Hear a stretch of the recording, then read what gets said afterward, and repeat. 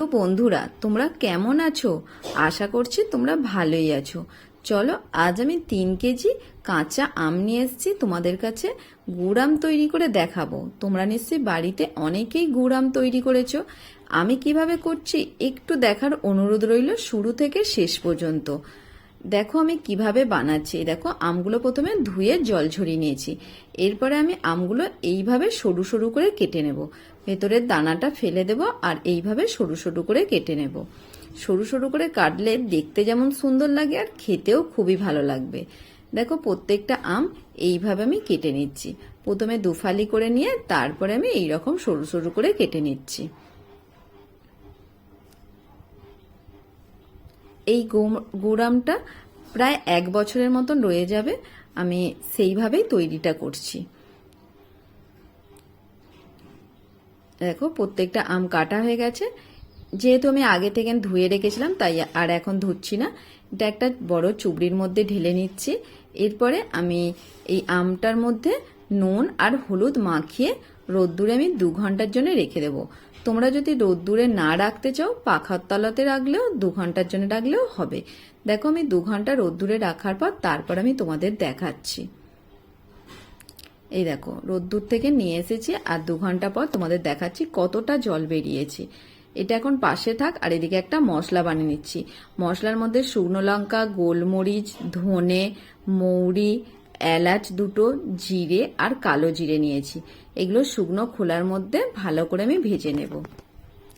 তবে খুব বেশি করে ভাজার দরকার নেই। খুব বেশি করে ভাজলে তাহলে তিতকুটে হয়ে যায়। তাই আমি হালকা করে একটু ভেজে নিচ্ছি।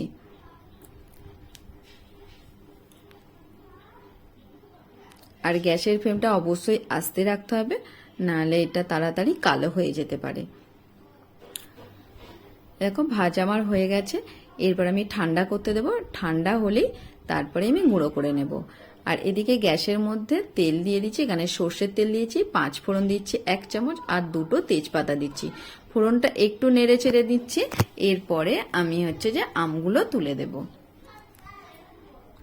এ দেখো, আমগুলো তুলে দিয়েছি আর আমগুলো 2-1 বার নেড়ে চেড়ে নেব। তবে খুব বেশি আমি ভাজা করব না, একটু হালকা করে নেড়ে চেড়ে নিলেই হবে। এরপর আমি এখানে গুড় দিয়ে দিচ্ছি। এখানে 3 কেজি কাঁচা আমের জন্য আমি এখানে 1.5 কেজি আখের গুড় দিয়ে দিচ্ছি। দেখতে পাচ্ছ আখের গুড়টা কতটা পরিষ্কার। এই গুড়টা আমি প্রথমে ঢেলে দিচ্ছি। দেখো,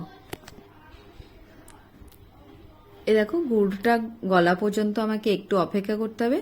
আর এই গুড়ের মধ্যেই আমগুলো ফুটবে।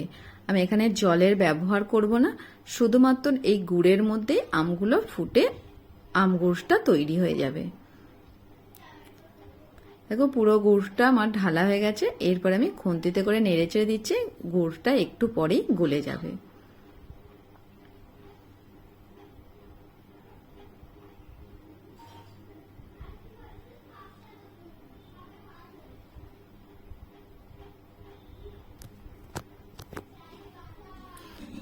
দেখো, কিছুক্ষণ নাড়ছি। নাড়তে নাড়তে যখন গলে যাবে তারপর আমি তোমাদের দেখাচ্ছি। দাঁড়াও, এই দেখো পুরো গলে গেছে গুড়টা। আর কতটা সুন্দর দেখতে লাগছে বলো তো। আমগুলো যখন এই গুড়ের মধ্যে ফুটছে দেখতেও যেমন ভালো লাগছে আর গন্ধটাও খুব সুন্দর উঠেছে।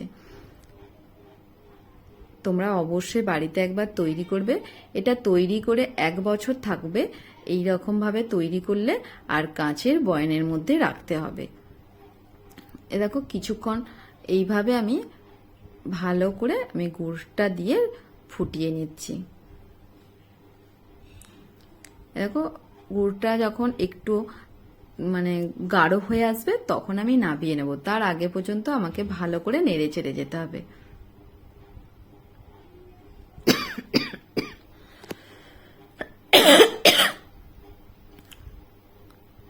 দেখো, নাড়তে নাড়তে গুড়টা কতটা গাঢ় হয়ে গেছে।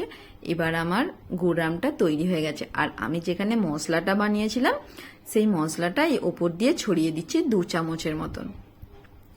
এরকম বড় চামচের 2 চামচ আমি ওপর দিয়ে ছড়িয়ে দিচ্ছি। এটা আমি ঠান্ডা করার জন্য অপেক্ষা করব আর 1 দিন রোদ্দুরে রেখে দেব। এটা 1 দিনের জন্য রোদ্দুরে রাখলে খেতে যেমন ভালো লাগবে আর দেখতেও খুব সুন্দর লাগবে। তোমাদের দেখাচ্ছি, দাঁড়াও, ঠান্ডা হয়ে গেলে আমি রোদ্দুরে রেখে দেবো, তারপরের দিন আমি তোমাদের দেখাবো।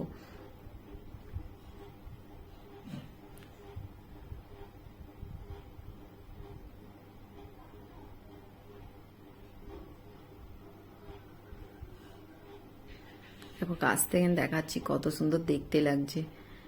এরপর আমি একদিন রোদ্দুরে রেখেছিলাম, তার পরের দিনে তোমাদের দেখাচ্ছি। এই দেখো কত সুন্দর দেখতে লাগছে।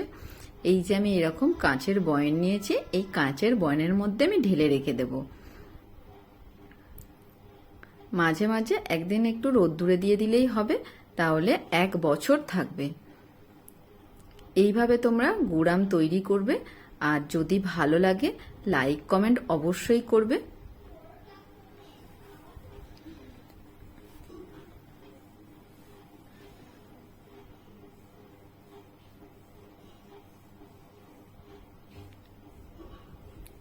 আমার রেসিপিগুলো কেমন লাগে অবশ্যই একটা ছোট্ট কমেন্টের সাহায্যে আমাকে জানিও। যদি ভালো লাগে তাহলে আমারও এইরকম রান্না করতে খুবই ভালো লাগবে। আর যদি না ভালো লাগে সেটাও আমাকে কমেন্টে জানিও।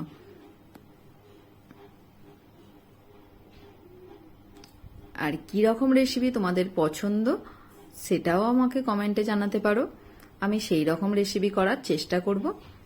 দেখো দুটো শীষের মধ্যে রাখার পরে এখনো এটা রয়েছে, এটা আজ আমরা দুপুরে ভাত দিয়ে খাবো। আজ তবে আসি, আবার পরের কোনো রেসিপিতে দেখা হবে।